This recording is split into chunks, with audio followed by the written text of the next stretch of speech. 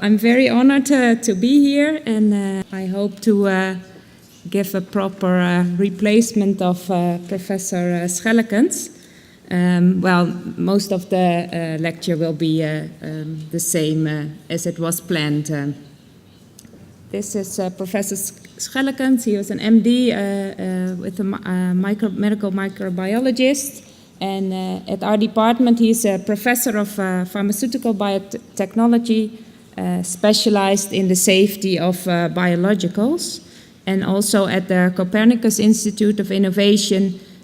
He is a lecturer which emphasis on the role of pharmaceutical industry and the regulations in drug development.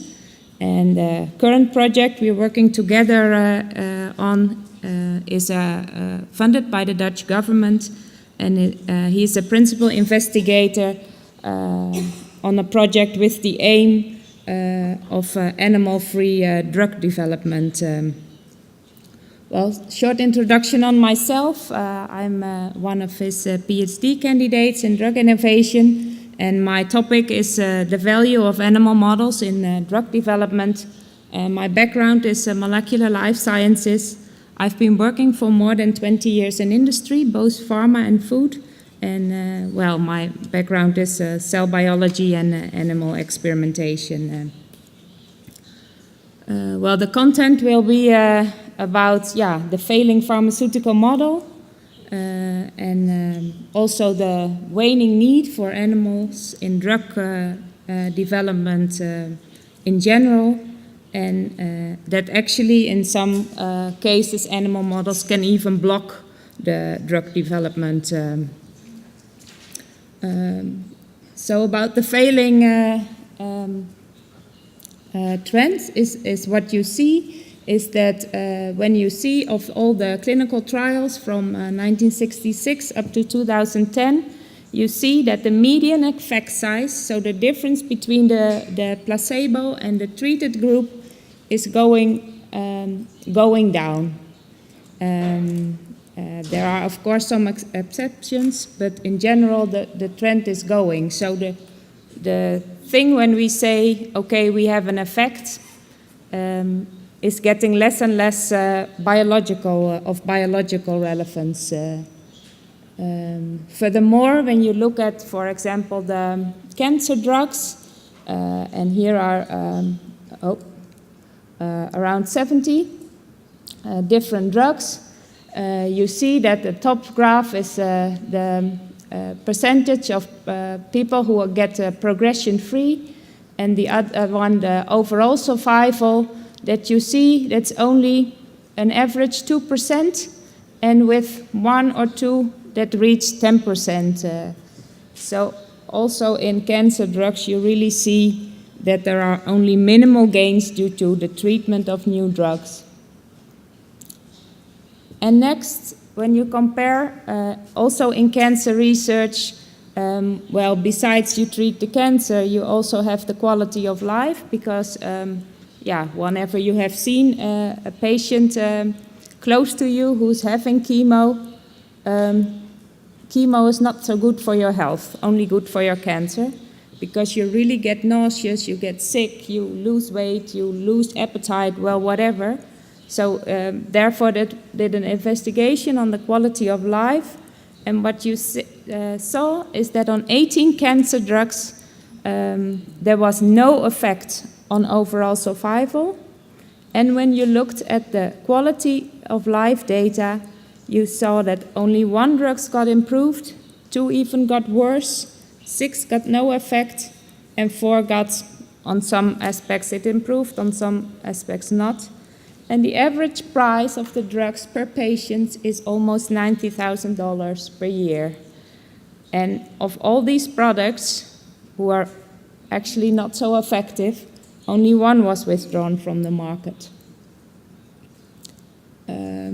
However, when you see the pharmaceutical companies, and there are listed a few here on the horizontal line, you see that they have quite a lot of drugs in the pipeline, with either overlapping, non-overlapping, or of an unknown target. So not so many innovation in this area is seen. And moreover, what you also see is that also seen from 1966 up to 2010, there is a rapid increase of the prices of these drugs. And as mentioned before, it's not so innovative. A lot of these drugs have what we call the Me Too aspect. So for the small molecular drugs, you would say a generic factor. So what is the current position? We have a decreasing number of new drugs, despite that we have a general increase in funding. A lot of new drugs are Me Too's. We have a dramatic increase in drug pricing. There is also an increase in orphan drugs. A lot of data that is used for getting the marketing authorization of these drugs are based on incomplete data because they are either unclear or not at all. And in general, you see of all the drugs, there's an increasing emphasis on anti-cancer drugs, and, but also an increase on drugs that do really nothing. And there's a decreased number of pharmaceutical companies. So only a few stay on this area.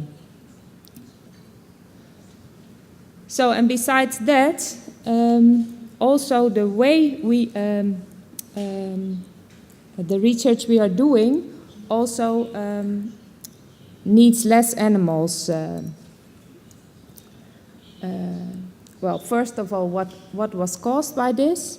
We have more and more diseases that are not just one factor.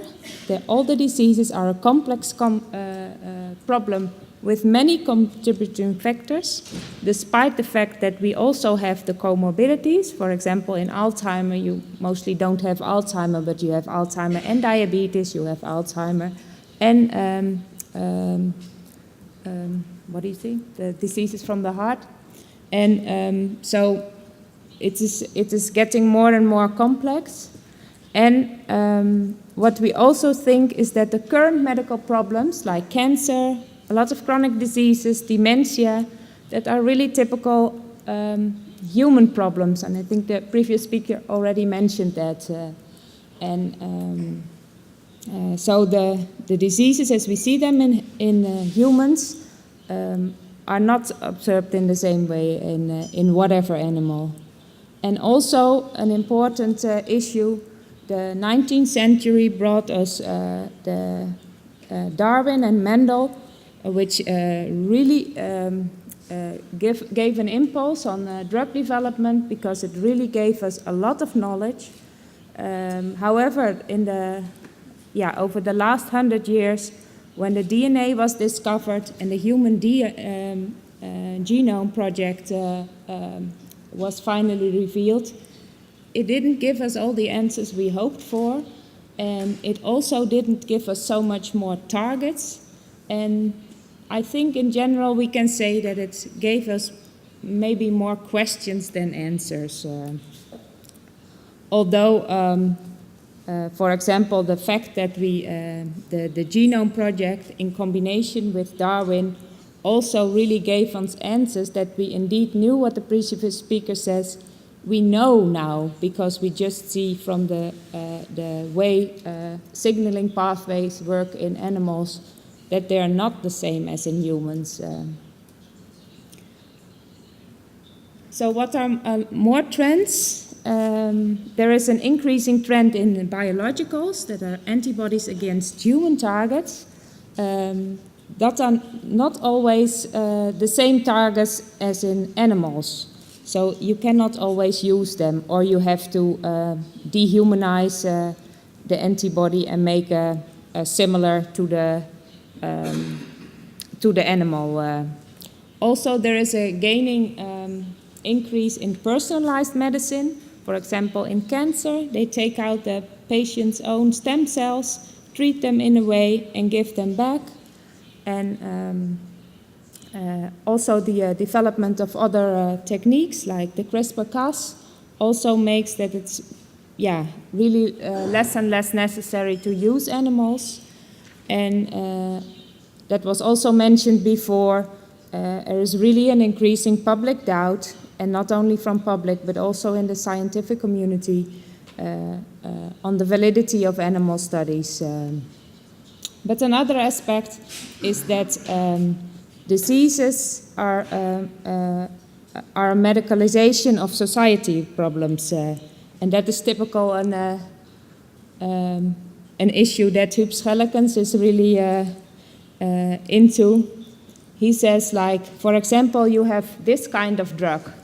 I don't know if you can read it, but Havidol is the first and only treatment for dysphoric social attention consumption defect anxiety disorder. So I'm sure that there is no animal that suffers from this. If you're really anxious as an animal, whatever animal, you're probably not the highest in hierarchy, but you have to do as the rest, only probably at the last, or get the less to eat or whatever.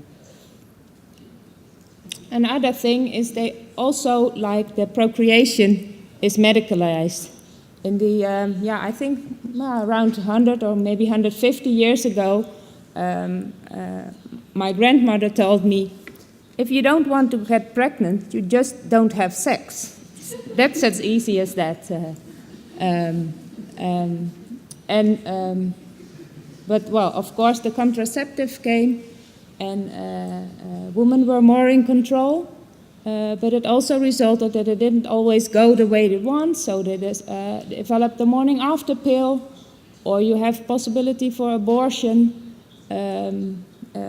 Like from evolutionary point of view, we would have to reproduce before we're 25, but of course in this time we all want to make a career, so that's a little bit inconvenient, so we get older and older, and then it doesn't work that easy anymore, so we need IVF. And when we get older, also defects on embryos happen more often, so more and more our pre-implantation diagnostics develops. So we're really sure that when we're 40 and we have that baby, that it will be a super one. Another thing is like, for example, obesity. It's called in a very sexy way, it's a metabolic syndrome, but it's just a consequence of social changes. And not that it's right or wrong, but that it is logical that it happens. The manual labor has declined. Not so many people still do a lot of manual labor, while food consumption, our access to food, was not something we still have to grow in our own garden. We can just go to the supermarket, and I don't know if you've been there lately, but you really have boxes and boxes of, I think, 100 different cookies and also different pastas and, well, whatever. Everything is in many choices.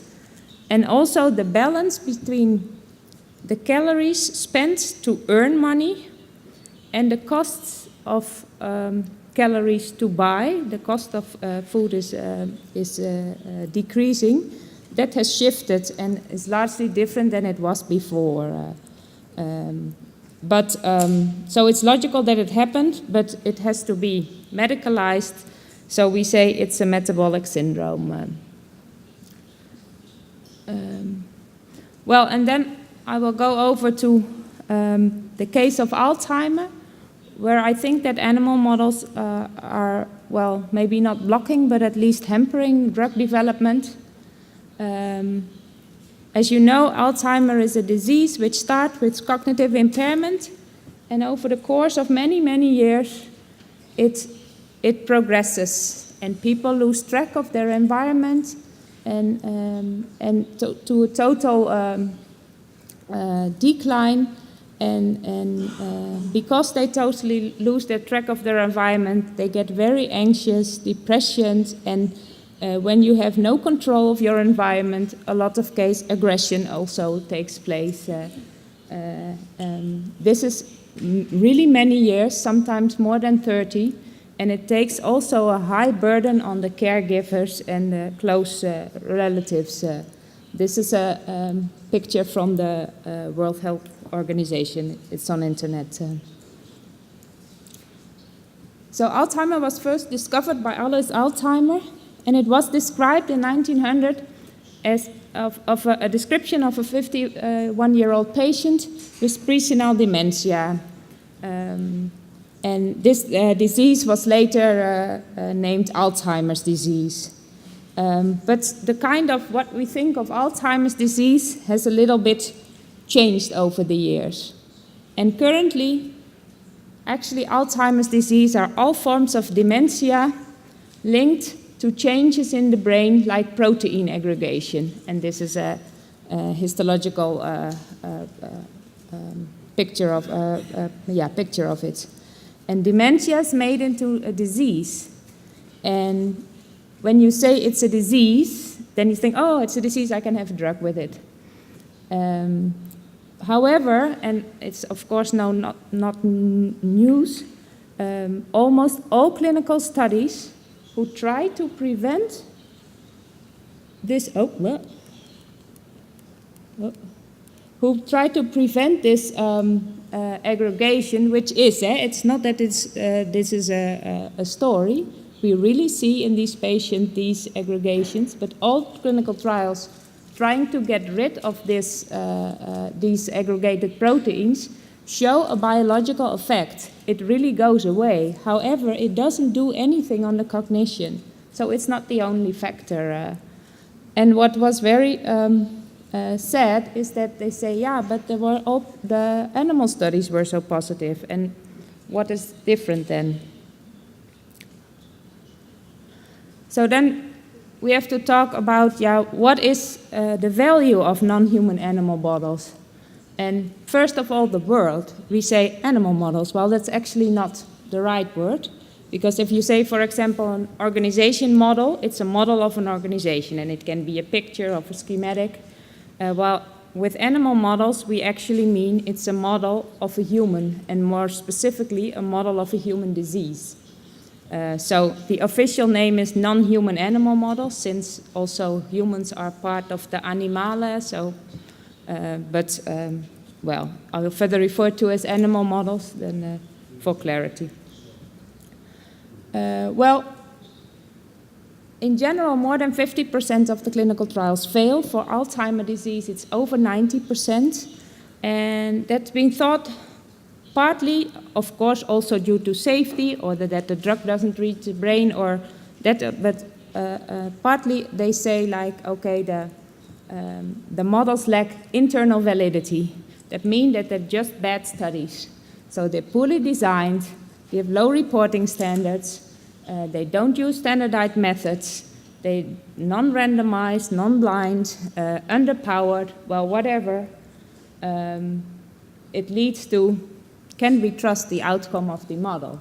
Well, this has been really taken seriously in the scientific community in a way that there are guidelines as arrive and prepare, and a lot of things are going on in this area to really get the wake up, like, people, we cannot always use NS6 because everyone did it, because if that's not what you're measuring, then it's of no use. And that's really on everyone's mind.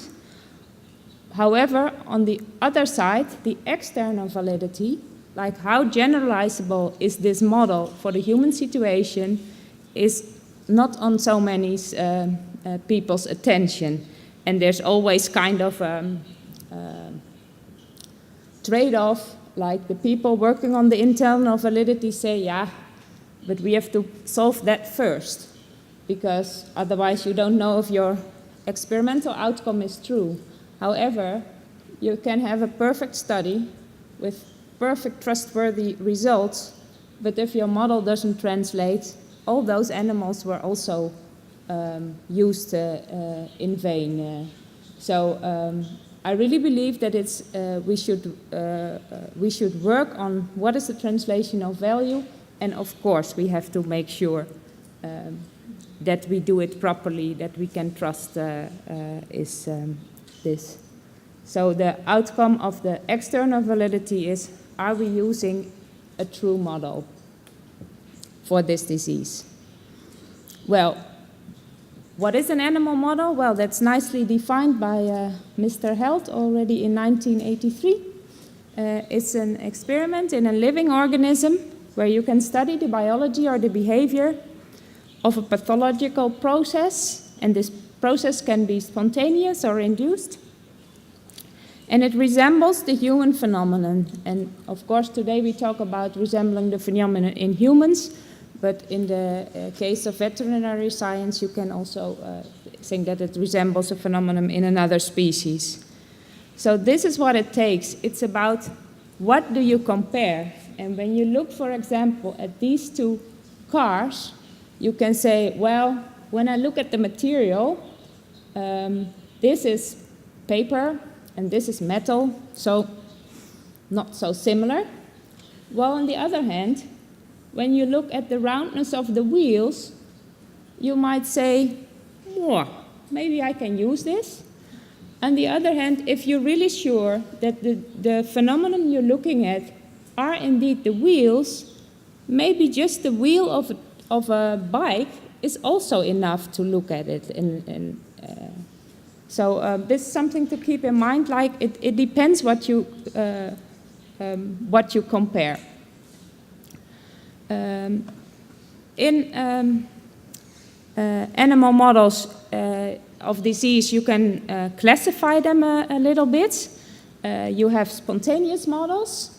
That are models that have a natural occurring genetic variant. There are animals that have a very progressive aging, and compared to the same age, they really show cognitive impairment. You also have, and that's a majority in Alzheimer's disease, the so-called experimental models, where the disease is induced in healthy animals, and that can be chemically, biologically, physically, whatever. But it's, the cognitive impairment is induced. And you have, actually there are also experimental models, but since that is such a specific group, the genetically modified models, the transgenic models. And when I first started it, I looked up, there's a website, alzforum.org, and it has a specific tab with all the research models. You won't believe it, for Alzheimer's disease, there are 160 different transgenic models. And it quite sums up with the 50 shades of amyloid and tau genes in whatever combination. It is a good website in a sense that it's quite for, now many of them has really listed what aspects you see and what time. So it's useful to use when someone ever needs to know about any of these. But the message I want to tell here, that the biology of which it comes is totally different. And I always have for the students an example, like if you say on cognitive impairment in humans, if you blow me on the head, I have cognitive impairment. If I drank too much, I also have cognitive impairment. And when I have Alzheimer, I have cognitive impairment. It is possible that when I do the one of the cognitive tests for humans, they will give me the same outcome. But the whole biology of how this cognitive impairment came is, of course, very different. So what we did is we wanted to see of different drugs and interventions, also nutrition and biologicals, were in clinical trials for Alzheimer and what their outcome was. Of course, only the few registered drugs had positive outcomes and the rest all failed. And for those interventions, we looked in PubMed, just like, okay, in what animal models were they tested and what was their outcome?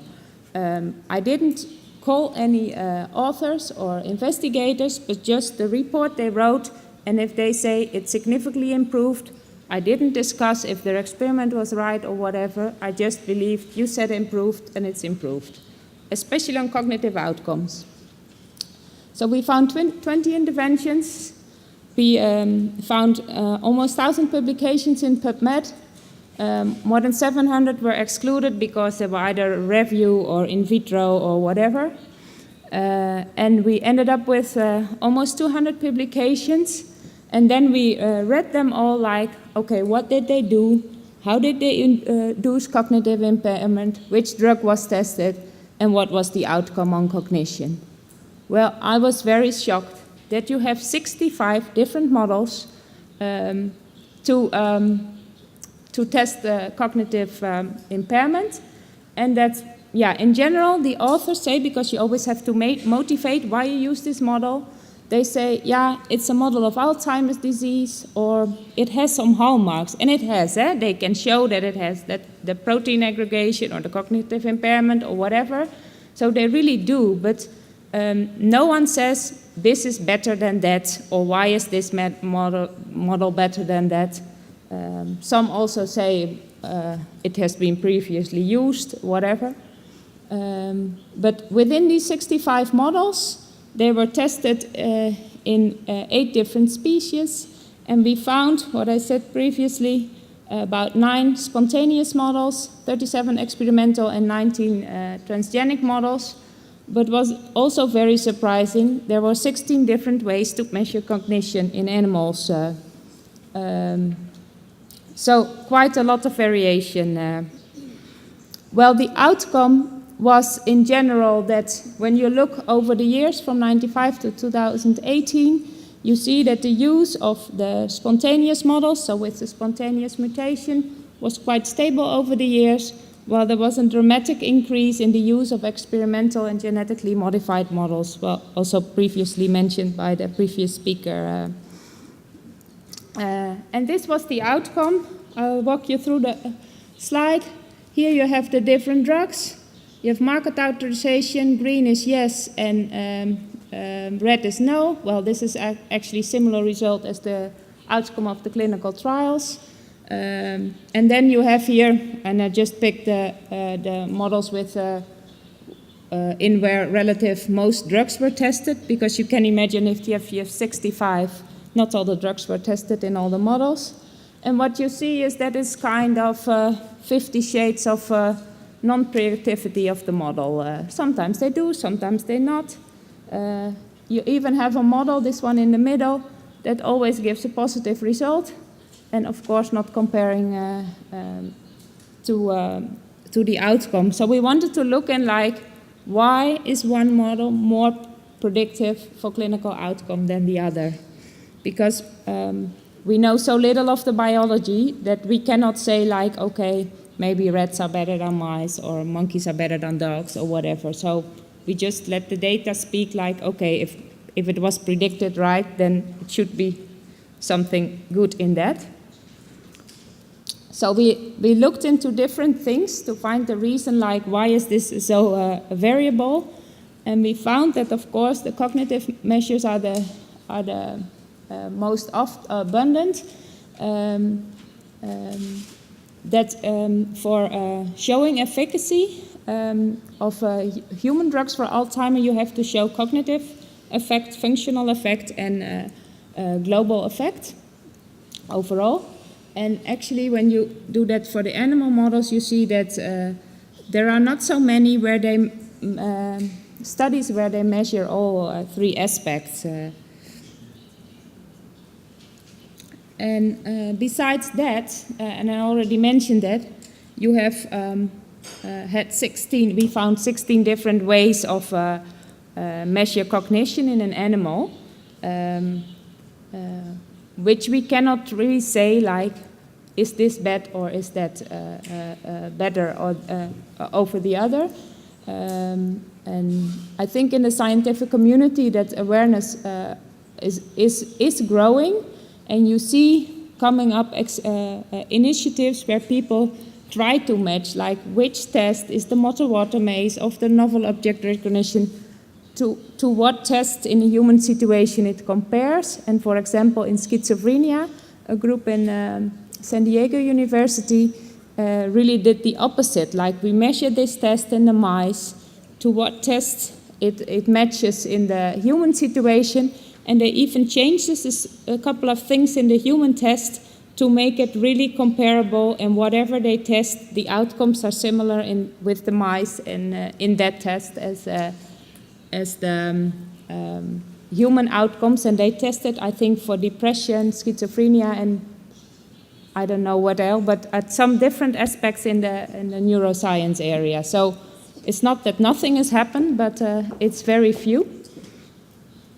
And what is also striking is that also the motivation, so how do we get the data out of the animal, is differently. The first tests here all on the left side are innate motivated, so they're based on the intrinsic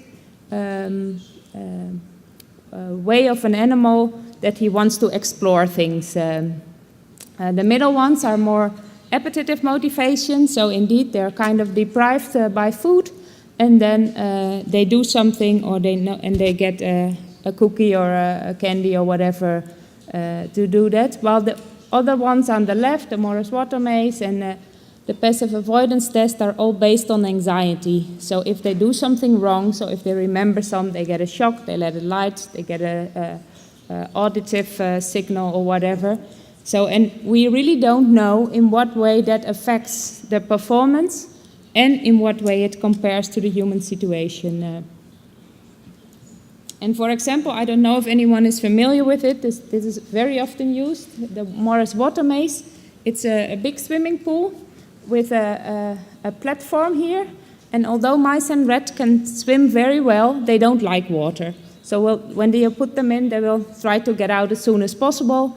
And they learn upon the things they see in the environment where the platform is. How fast they learn that's a measure of cognition. And then you submerge the platform, or you put it on a different place, and then you can also do some tests. But they found, and these are not my data, but well, I think I can reproduce similar from mine, is that the pool size differs, the water temperature differs, the amount of training days differs, and no one knows what effect this has on the data. And in a lot of cases, and that are the long bars, no one reports what they used.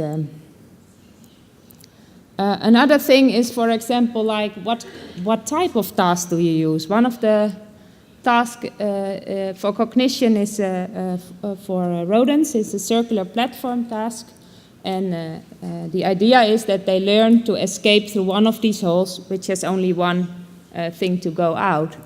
But you can imagine that when you blow or have a light cue or whatever, that it's sheer panic.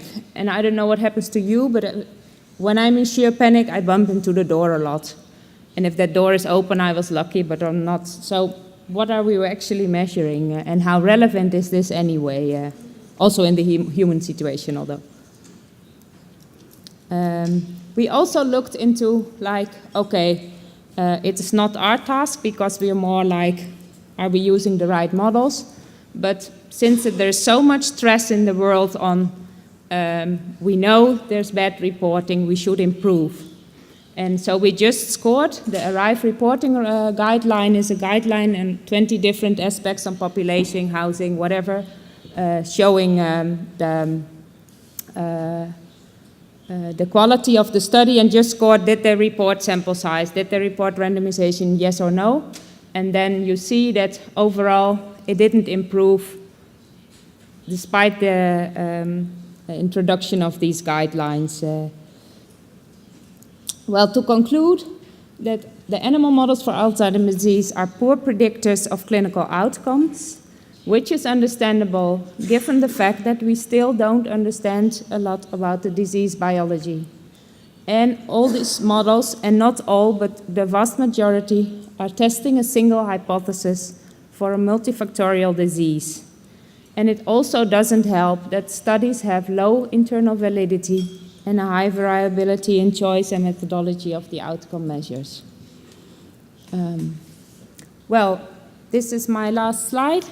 The Dutch government wants the Netherlands to be leading in a replacement of animal experiments. This is from the governmental website, and it's in Dutch, but it says that that in 2025 there will be a ban on, or they plan to ban the animal experiments, and they really believe that we then have alternative test methods. But and that's a thing I specifically am worried on for Alzheimer's, specifically because we know so little of the biology. And yes, the animal models are really not predictive, but I don't think personally that all the alternatives, testing one cell, measuring some potential in what we don't know. We think it's a brain disease, but maybe it's indeed just an aging disease, and which is seen in the brain, but is in your whole physiology of your body, in your whole metabol. And I think, it's not animal models, but alternatives are like, it's not the holy grail, and I'm afraid we don't have them before 2025. Thank you.